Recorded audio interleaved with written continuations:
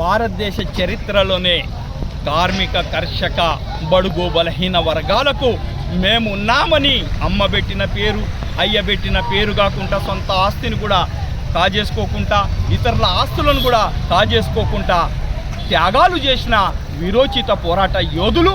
ఆ యోధుల యొక్క విగ్రహం అన్నది ప్రపంచంలోనే రెండో విస్ఫూతంగా స్మారక చిహ్నంగా ఇక్కడ హుస్నాబాద్ అంటేనే అమరులై స్తూపం. మరి అమరులై స్తూపం కొన్ని కారణాల వలన ధ్వంసమైంది. కానీ ప్రియాంక గాంధీ గారు 2024లో ఇక్కడికి వచ్చి ఆ త్యాగదనులను గుర్తు చేసుకొని ఈ చిహ్నాన్ని మళ్ళీ పునర్నిర్మాణం చేస్తా అన్నారు.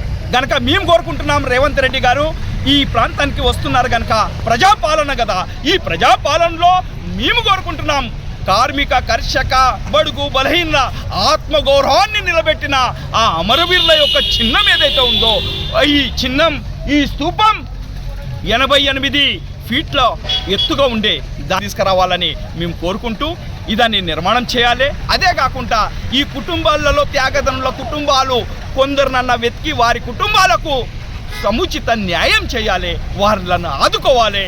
మరి ఈ ప్రాంతంలో పర్యాటక స్థలంగా మార్చేదానికి ఏ ప్రాంతంలోనైతే ఇప్పుడు మీటింగ్ జరుగుతుందో ఆ ప్రాంతంలో కనీసం 4 కోట్ల రూపాయలు ఈ స్తూపంతో పాటు ఈ ప్రాంతానికి కేటాయించాలి.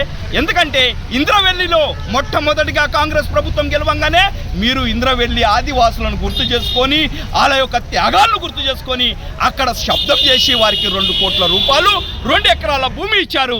మరి అదే కోవకు చెందిన ఈ వీరులు కనుక 4 ఎకరాల భూమి 4 కోట్ల రూపాయలు వీళ్ళకు కేటాయించాలి. ఇది పర్యాటక స్థలంగా మార్చాలని మేము ప్రధానంగా ఉత్తర తెలంగాణ పీపుల్స్ మూవ్మెంట్ తరఫున దళిత లిబరేషన్ తరఫున ప్రధానంగా కోరుకుంటాను. నా పేరు మార్వాడి సుదర్శన్, దళిత లిబరేషన్ ఫ్రంట్ రాష్ట్ర ప్రధాన కార్యదర్శి మరియు ఉత్తర తెలంగాణ పీపుల్స్ మూవ్మెంట్ రాష్ట్ర ప్రధాన కార్యదర్శిగా మాట్లాడుతున్నాను. ప్రధానంగా ఈ ప్రాంత ఎమ్మెల్యే పొన్నం ప్రభాకర్ గారిని విజ్ఞప్తి చేస్తున్నాం. మీరు త్యాగదనుల కుటుంబాల నుంచి, వ్యవసాయ కుటుంబాల నుంచి వచ్చిన వారు, త్యాగాలంటే తెలుసు, దొరతనం తెలుసు, ఆనాటి దొరల యొక్క పోకడ తెలుసు. మరి దానికి విరోచితమ పోరాడిన ఆ వీరుల యొక్క త్యాగ చిహ్నమే. మరి దీన్ని నిర్మాణం చేస్తా అని మీరు ఒక మాట ఇచ్చారు కనుక దీన్ని ఖచ్చితంగా పునర్నిర్మాణం చేయాలని పొన్నం ప్రభాకర్ గారిని, స్థానిక ఎమ్మెల్యే గారిని మేము ప్రధానంగా కోరుకుంటున్నాం.